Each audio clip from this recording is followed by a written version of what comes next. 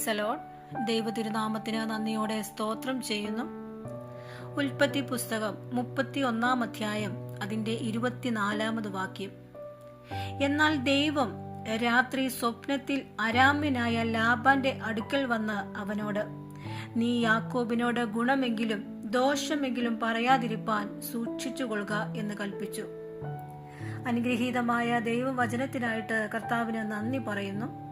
ഈ വചനത്തിൽ നിന്ന് 2 ചിന്തകൾ പങ്കുവെക്കുവാനായിട്ട് ആഗ്രഹിക്കുന്നു. ഒന്നാമതായി, ദൈവം തന്റെ മക്കൾക്കു വേണ്ടി ഇടപെടുന്നവനാണ്. തന്റെ അമ്മായിയപ്പനായിരിക്കുന്ന ലാബാന്റെ ഭവനത്തിൽ നിന്നും മടങ്ങിപ്പോകുന്നതായ യാക്കോബിന്റെ യാത്രയാണ് ഇവിടെ കാണുവാനായിട്ട് കഴിയുന്നത്. യാക്കോബും തന്റെ കുടുംബവും മടങ്ങിപ്പോയി എന്നറിഞ്ഞപ്പോൾ ലാബാൻ ഭയങ്കരമായി അസ്വസ്ഥനായി. യാക്കോബിന് എന്തെല്ലാം ദോഷം ചെയ്യാമോ അതെല്ലാം ചെയ്യേണ്ടതിനു വേണ്ടി സാധ്യമായ ദോഷമെല്ലാം മനസ്സിൽ നിരൂപിച്ചുകൊണ്ട് യാക്കോബിനെ ലാബാൻ പിന്തുടരുകയാണ്.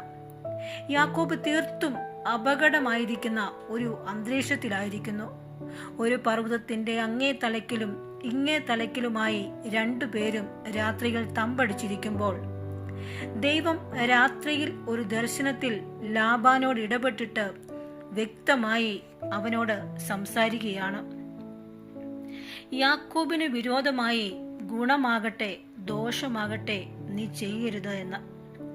പ്രിയപ്പെട്ടവരെ, ഇതിൽ നിന്ന് ഒരു കാര്യം മനസ്സിലാക്കേണ്ടത്, നാം ദൈവത്തിന്റെ വഴിയിൽ നടക്കുമ്പോൾ, ദൈവിക പദ്ധതിയിൽ നാം മുന്നേറുമ്പോൾ, നമുക്കെതിരെ ഏതെല്ലാം ദോഷങ്ങൾ ഉണ്ടായാലും ആ ദോഷങ്ങളിൽ നിന്നെല്ലാം സംരക്ഷിക്കുവാൻ ദൈവം ശക്തനാണ്.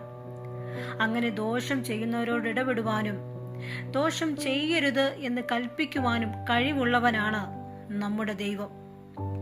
ഈ വചനം കേട്ടുകൊണ്ടിരിക്കുമ്പോൾ നിങ്ങളുടെ ജീവിതത്തിൽ നിങ്ങൾക്ക് ആരെങ്കിലും തിന്മ നിരൂപിക്കുന്നെങ്കിൽ, നിങ്ങൾക്ക് ദ്രോഹമോ ദോഷമോ ചെയ്യാൻ ആരെങ്കിലും ആഗ്രഹിക്കുന്നെങ്കിൽ, ദൈവം ആ ദോഷങ്ങളിൽ നിന്നും നിങ്ങളെ സംരക്ഷിക്കുന്ന ദൈവമാണ്.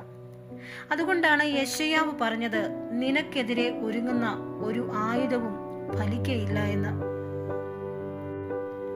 രണ്ടാമതായിട്ട്, മനുഷ്യന്റെ പദ്ധതികളെ മറികടക്കുന്നതാണ് ദൈവത്തിന്റെ അധികാരം. ലാബാന് വളരെ അധികാരവും ആൾബലവും ഉള്ള ഒരു മനുഷ്യനായിരുന്നു. എന്നാൽ അതിനു മുകളിലായിരുന്നു ദൈവത്തിന്റെ അധികാരം. ശക്തരായ ആളുകൾ പോലും ദൈവത്തിന്റെ മുന്നറിയിപ്പിന് മുമ്പിൽ, ദൈവത്തിന്റെ വാക്കുകളുടെ മുമ്പിൽ അടിയറവ് പറയുന്നതായിട്ട് നമുക്ക് കാണുവാനായി കഴിയുന്നു. ദൈവം ശക്തമായി നമുക്ക് വേണ്ടി ഇടപെടുന്ന ദൈവമാണ്. ഇവിടെ ഇതാ ദൈവം ഇടപെട്ട് കഴിഞ്ഞപ്പോൾ ലാബാൻ യാക്കോബിനോട് ഒരു ദോഷവും ചെയ്യാതെ അവനോട് സന്ധി ചെയ്യുന്നതായി, സ്നേഹത്തിൽ മുമ്പോട്ട് പോകുന്നതായിട്ട് കാണുവാനായി കഴിയുന്നു. നമുക്കും വലിയൊരു ദൈവപ്രവൃത്തി പ്രതീക്ഷിക്കാം. ഈ വചനങ്ങളാൽ കർത്താവ് നമ്മെ അനുഗ്രഹിക്കുമാറാകട്ടെ.